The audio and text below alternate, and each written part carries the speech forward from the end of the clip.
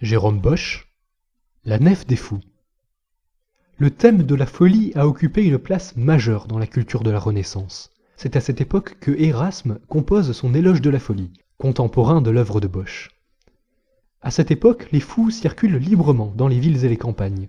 Cette liberté prend fin au XVIIe siècle, avec ce que Foucault appelle le grand renfermement, c'est-à-dire l'internement des fous.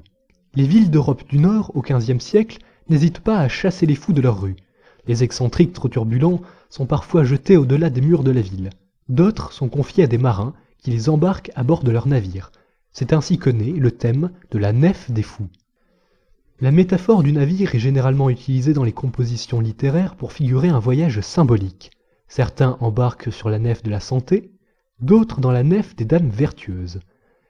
C'est dans cette tradition que l'œuvre de Sébastien Brant s'inscrit. Elle est intitulée Das Narrenschiff, la nef des fous, et elle paraît à la fin du XVe siècle. Dans ce texte, l'auteur dresse un tableau des différents types de folie. L'artiste flamand Jérôme Bosch y trouve une source d'inspiration. 10 personnages peuplent ce tableau insolite, dont un moine et une religieuse qui jouent du luth. Une crêpe est suspendue devant leur nez. Cet élément fait référence à une tradition qui consistait à manger une galette qui était suspendue, sans les mains. À droite, un homme se penche pour vomir. Les notonniers font avancer l'embarcation avec une louche géante. Une femme, munie d'une cruche, s'apprête à frapper un homme. Ce dernier retient une gourde qui trempe dans l'eau. Certains préfèrent voir un entonnoir inversé, un symbole traditionnel de la folie que Jérôme Bosch avait déjà employé dans son œuvre La cure de folie. À cette époque, certains pensaient que la folie était due à une pierre logée dans le crâne, nommée pierre de folie. Il convenait donc de l'extraire afin de guérir le patient.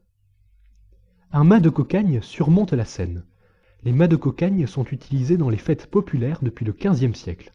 Un joueur doit y grimper afin de remporter la récompense qui se trouve à son sommet. Dans le tableau de Bosch, il s'agit d'une volaille.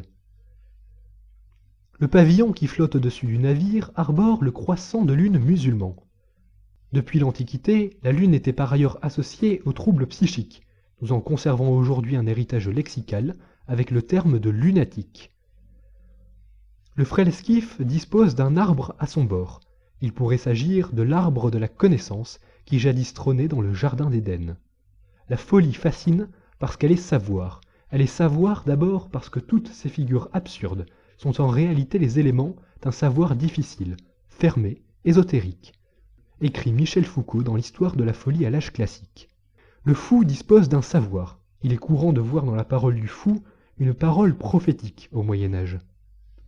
Le tableau de Bosch n'est pas dépourvu de sens moral, car ce chaos humain est avant tout une représentation des vices. La gourmandise et la beuverie sont visibles à travers les penchants des personnages.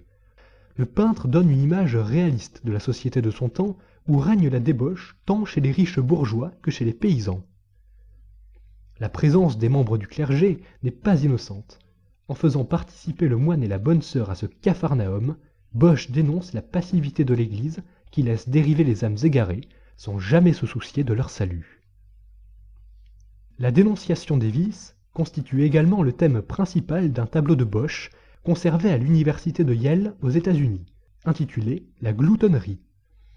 Mais lorsque l'on dispose cette œuvre au bas de la nef des fous, on se rend compte qu'il s'agit en réalité d'un seul et même tableau, qui constitue avec la mort de l'avare un ensemble de panneaux peints baptisé le triptyque du vagabond.